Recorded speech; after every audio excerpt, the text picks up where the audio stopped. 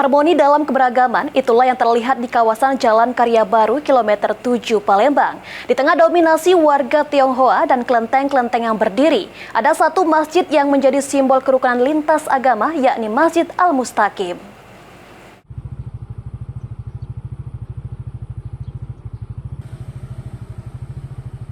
Di antara deretan kelenteng dan dominasi warga Tionghoa di Jalan Karya Baru, kilometer 7 Palembang, berdiri satu masjid yang menyimpan kisah toleransi lintas agama, yakni Masjid Al-Mustaqim. Masjid ini telah berdiri sejak tahun 1970-an, ketika kawasan ini mulai berkembang dengan mayoritas penduduk keturunan Tionghoa. Ketua Masjid Al-Mustaqim, Sugiharto, mengatakan, di tengah perbedaan keyakinan, warga tetap saling membantu.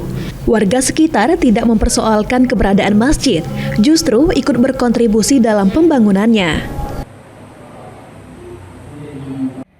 Kawasan ini memang banyak orang kita China, mana banyak juga kelenteng-kelenteng di sini. Memang untuk beragama, alhamdulillah untuk di lingkungan kita ini bagus gitu.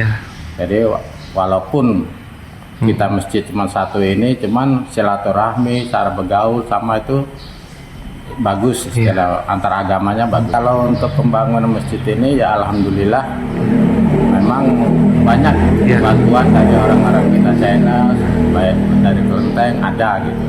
Kalau bantuan ada yang berupa material, ada yang berupa uang gitu.